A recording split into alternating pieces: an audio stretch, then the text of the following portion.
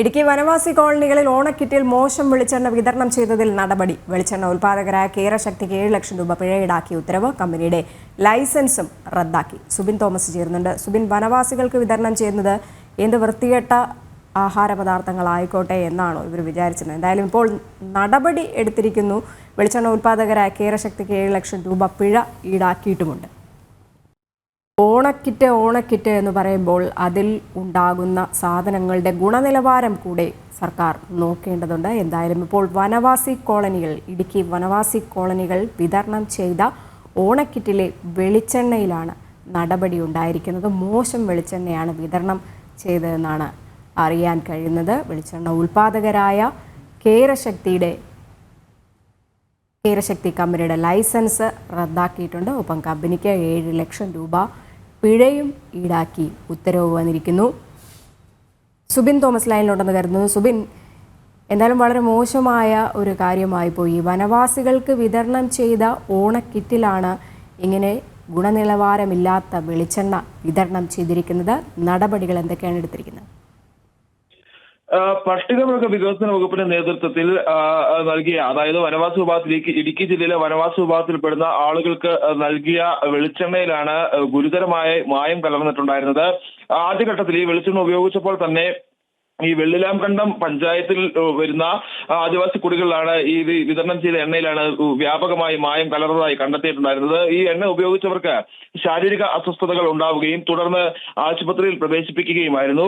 ഇതിനുശേഷം നടത്തിയ പരിശോധനയിലാണ് ഈ വെളിച്ചെണ്ണ, അതായത് കേരശക്തി എന്ന വെളിച്ചെണ്ണയാണ് ഈ പട്ടികവർഗ വികസന വകുപ്പ് ഈ കിറ്റിൽ ഉൾപ്പെടുത്തിയിരുന്നത്. ആ വെളിച്ചെണ്ണ ഉപയോഗിച്ചവർക്കാണ് ഈ ഗുരുതരമായ ആരോഗ്യ പ്രശ്നങ്ങൾ ഉണ്ടായത് എന്നുള്ളത് കണ്ടെത്തി.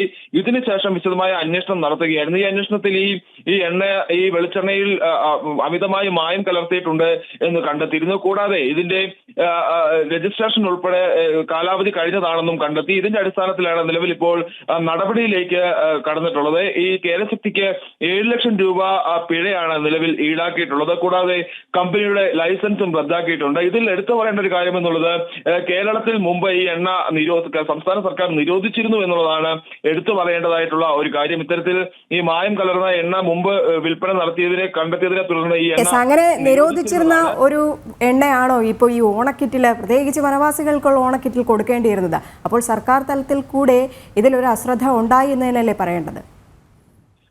അതിലാണ് നിലവിൽ ഇപ്പോൾ അന്വേഷണം നടക്കുന്നത്. ഈ പട്ടികവർഗ വികസന വകുപ്പ് നൽകിയ ഈ കിറ്റിൽ എങ്ങനെ ഈ ഒരു വെളിച്ചെണ്ണ എത്തി, അതായത് ഈ സംസ്ഥാന സർക്കാർ നിരോധനം ഏർപ്പെടുത്തിയിട്ടുള്ള ഒരു വെളിച്ചെണ്ണ എങ്ങനെ എത്തി എന്നുള്ളതിലാണ് നിലവിൽ ഇപ്പോൾ അന്വേഷണം നടന്നുകൊണ്ടിരിക്കുന്നത്.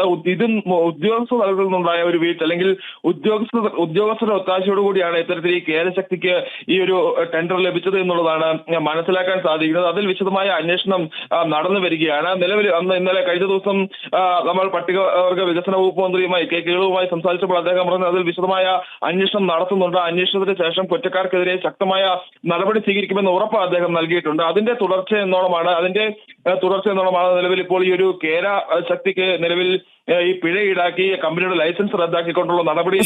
ഇപ്പോൾ അറിയേണ്ടത്, ഈ ഓണക്കിറ്റ് വിതരണം നിലവിൽ നിർത്തിവെച്ചിരിക്കുകയാണ്. നിലവിൽ ഈ കമ്പനിയുടെ പ്രവർത്തനം, കേരളത്തിലേക്കുള്ള ഈ കമ്പനിയുടെ ഇത്തരത്തിൽ എണ്ണ ഉൾപ്പെടെയുള്ള ഭക്ഷ്യവസ്തുക്കൾ എത്തിക്കുന്ന പ്രവർത്തനങ്ങളെല്ലാം തന്നെ നിലവിൽ നിർത്തിവെച്ചിരിക്കുകയാണ്. ഇത്തരത്തിൽ ഈ ഒരു മായം കലർന്ന ഭക്ഷണം അല്ലെങ്കിൽ ഈ ഒരു പദാർത്ഥം എത്തിച്ചതോടുകൂടി തന്നെ ഈ സ്ഥാപനം പൂർണ്ണമായും നിലവിൽ പ്രവർത്തനം നിർത്തിവെച്ചിരിക്കുന്ന ഒരു സാഹചര്യമുണ്ട്. തമിഴ്നാട് കേന്ദ്രീകരിച്ചാണ് ഈ ഒരു കേരശക്തി എന്ന ഈ ഒരു സ്ഥാപനം പ്രവർത്തിക്കുന്നത് എന്നുള്ളതാണ് കണ്ടെത്തിയിട്ടുള്ളത്. അതുകൊണ്ട് തന്നെയാണ് ഇനിയിപ്പോൾ ഈ ഒരു കേരശക്തി എന്ന കമ്പനിയുടെ പ്രൊഡക്റ്റുകളൊന്നും തന്നെ കേരളത്തിലേക്ക് എത്തിക്കേണ്ടതില്ല എന്നുള്ള തീരുമാനത്തിലേക്ക് നിലവിൽ സർക്കാർ എത്തിയിട്ടുള്ളത്.